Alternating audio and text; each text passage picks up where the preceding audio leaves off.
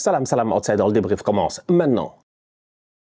La course au titre en première ligue n'a jamais été aussi exceptionnelle. Franchement, entre vous et moi, chaque week-end, on va être là. Chaque semaine, on va être là pour en parler. Entre Arsenal, Liverpool et Manchester City, qui, dans cette journée, je dis bien, dans cette journée, le championnat est terminé. Qui sera champion d'Angleterre? C'est serré, c'est très très chaud. Hier, Arsenal a gagné 3-0 à l'extérieur sur le terrain de Brighton de De Zerbi. C'est pas facile, mais on va en parler tout à l'heure. Manchester City, qui galère toujours face à Crystal Palace, a réussi à s'en sortir 4-2. Ces deux victoires-là sont très très importantes dans la course au titre, mais elles n'avaient aucune importance tant que Liverpool n'avait pas joué face à Manchester United. C'est le match qu'on attendait. C'est le match qu'on attendait. Et oui, United qui vient de sortir d'un Tocarico face à Chelsea. Une équipe de Manchester United avec des joueurs, franchement, on va être très sérieux, c'est compliqué. C'est très très compliqué en fait. Je l'ai dit la dernière fois, c'est que ce soit United ou à Chelsea, soit ils sont nuls, soit ils sont à l'infirmerie. Au niveau de United, Erik ten Hag est obligé d'arriver dans ce match-là face à Liverpool, qui est une des meilleures équipes du championnat, voire la meilleure équipe du championnat, avec une axe centrale qui n'a jamais joué ensemble. Maguire, Camboirala. Maguire, Camboirala. Apparemment, c'est la 12e association d'axe central qu'a eu à faire Erik ten Hag cette saison. 12 associations différentes. C'est quel genre de théorème mathématique défensif ça?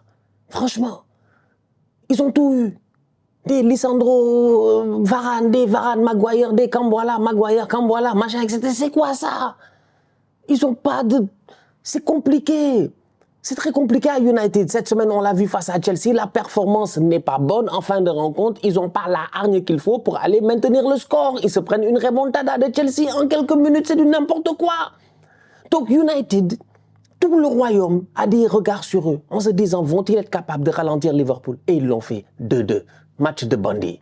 Franchement, match ghetto, match de n'importe quoi. On va être très très honnête. On a commencé le match. En fait, United, ils font beaucoup les malins. On va être honnête, franchement. Je sais que les supporters d'United vont se fâcher, mais c'est comme ça. C'est la vie, les gars. De temps en temps, il faut vous vanner. United commence le match. Même pas il y a 2 secondes, il y a un but. Garnacho a claqué un but. Mais il y a hors-jeu. C'est dommage. C'est dommage. La passe est donnée, un tantinet trop lentement. Donc Garnacho est hors-jeu. À ce moment-là, tu regardes United. Pendant, je pense, les 2 premières minutes, tu te dis que cette équipe-là, il y a de quoi peut-être aujourd'hui, ils vont fatiguer ils vont fatiguer Liverpool. Tu te dis, ils vont mettre l'intensité qu'il faut. Ils sont à domicile à Old Trafford. En plus, Liverpool, c'est leur ennemi. Ils n'ont pas envie de voir Liverpool gagner le championnat, peut-être. Donc, je ne sais pas, il y a quelque chose en eux qui va les motiver et tout. Tu le vois pendant 120 secondes.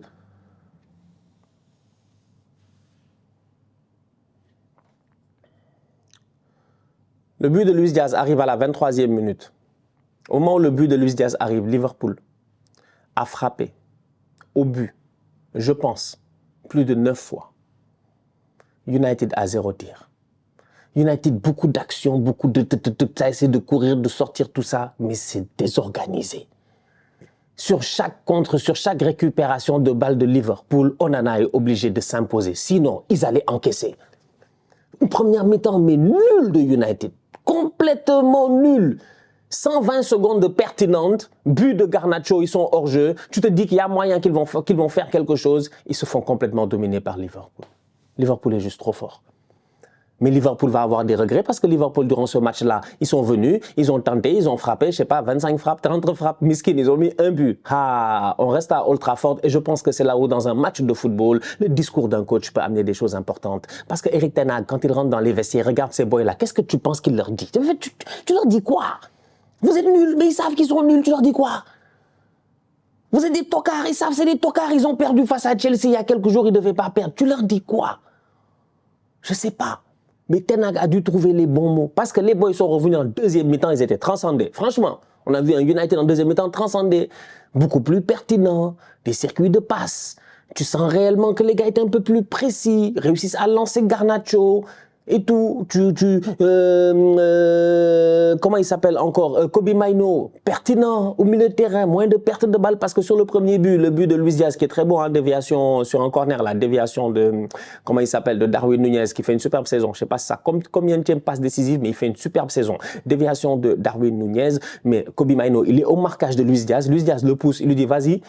Il le laisse tout seul, c'est du n'importe quoi. Donc, il y a les boys là sont très forts quand il faut frapper des ballons, quand il faut mettre des beaux buts. C'est pas la première fois que Maino il fait ça. D'ailleurs, il y a quelques mois, il avait le plus beau but du mois en première ligue. Donc, le boy, il a le talent, mais après, ils sont encore jeunes. Donc, il va falloir que les boys, ils se concentrent défensivement. Parce qu'au niveau de United, tu regardes des trucs, tu es découragé. Ils sont nuls.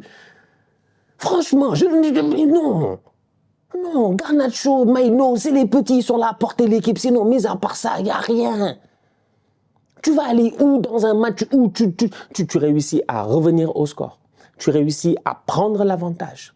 Tu as l'avantage à domicile, le public avec toi, tout le monde est derrière toi, tout le monde, franchement, tout le pays. Nous-mêmes, on est derrière. Tous les fans d'Arsenal, on est là, on est comme, allez United, vous êtes capable, franchement, vous allez tenir. Allez les gars, franchement, vous êtes à domicile, il y a moyen, gérez-vous, machin, etc.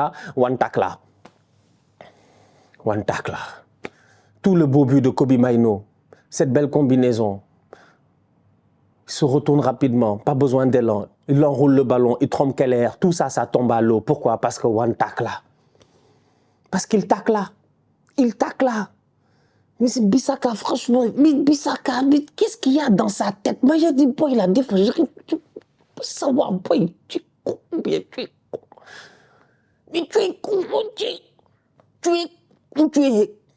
mais tu es vraiment bête. Il est bête, lui. C'est un tocard. C'est le master tocard. Mais Liverpool, ils ne reviennent peut-être pas au score. Peut-être pas le pénalty de Salah. Peut-être ça tient. Mais Bissaka, un tacle à un moment où ça sert absolument à rien. Pourquoi tu tacles? Bissaka, il n'y a pas de joueur.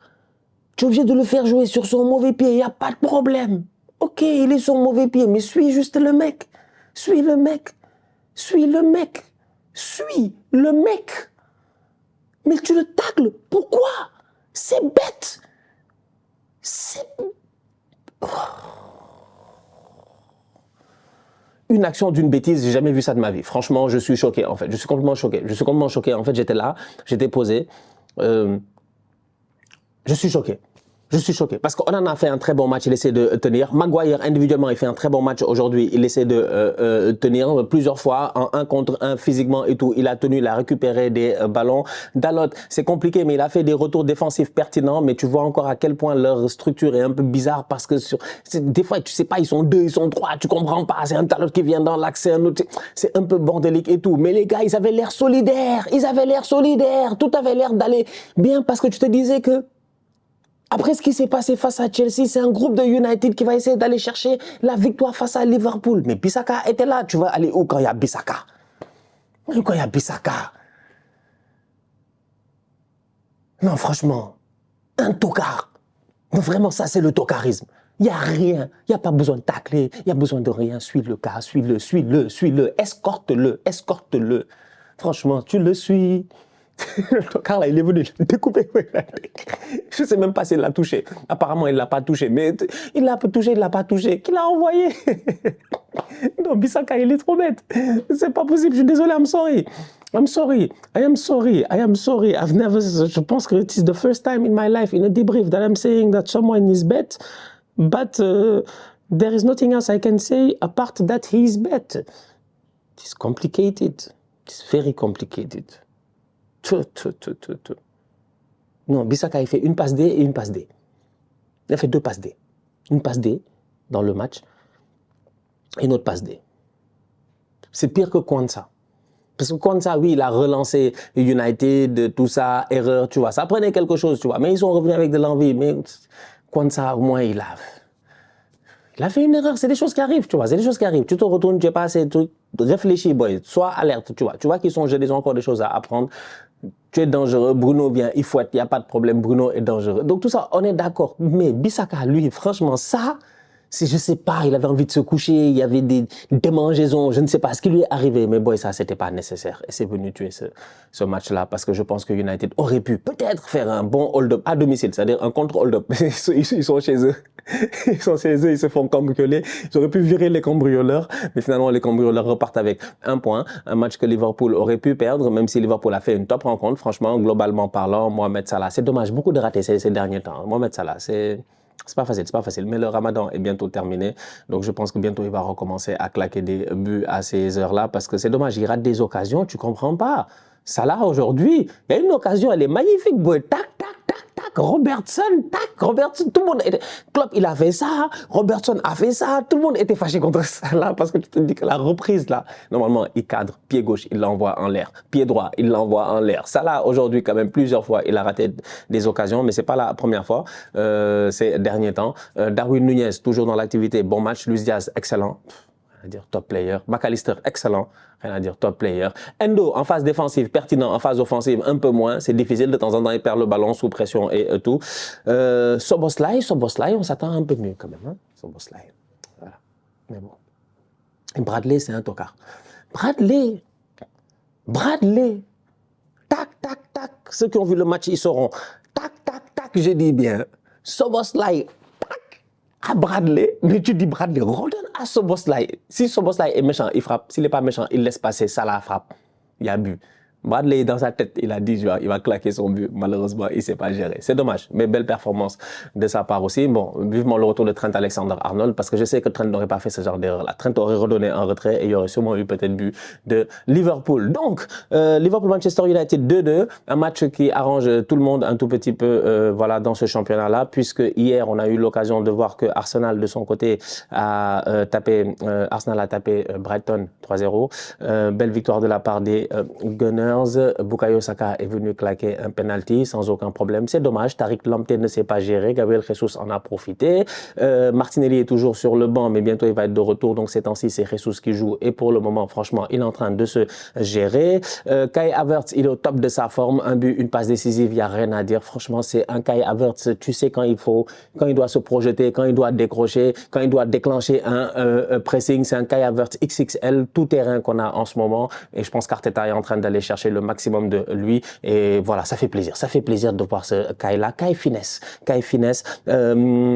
Saka il a claqué son péno, Finesse il a fait son match, Jesus ça va, Chep il a fait son match, Jorginho il est au top de sa forme ces derniers temps, Martin Odegaard il est dangereux, la défense encore une fois un autre clean sheet, je ne sais pas c'est le combienième de la saison mais on est la meilleure défense du championnat, la meilleure attaque du championnat, David Raya ça va, Gabriel et puis Saliba ils sont juste au top de leur forme, Gabriel est monstrueux en ce moment, je pense qu'il y a, voilà, il faut juste l'applaudir. Saliba lui aussi, Ben White lui aussi au top de sa forme. Zinchenko c'est le maillon faible, au revoir d'ailleurs c'est lui qui est sorti et donc du coup tu es obligé à chaque fois d'en revenir à faire rentrer quelqu'un d'autre, donc éventuellement un Kiwior mais là maintenant un Tomiyasu, on espère que lui aussi va continuer à enchaîner des matchs. Franchement, à part Timber, tout le monde est de retour. Donc, c'est une belle équipe d'Arsenal qui est au complet, qui gagne face à Brighton à l'extérieur et qui a vraiment, j'ai envie de dire, bien joué en fait. On a dominé ce match-là. On leur a pas donné grand-chose. Et encore une fois, les supporters extérieurs sont partis à l'avance parce que ça, c'est ce qu'on fait ces temps-ci. On traumatise les gens, on vient chez eux et les gens se barrent. Donc, bravo Arsenal. Belle victoire. Posé. 3-0. Bien joué. Trossard, comme d'habitude, super sub. Vrai bandit. Très belle finition d'ailleurs sur le but. En plus, il a célébré puisque les supporters de Brighton l'ont sifflé tout ça, donc il est venu célébrer. Manchester City de son côté a gagné 4-2 face à Crystal Palace. Il m'énerve.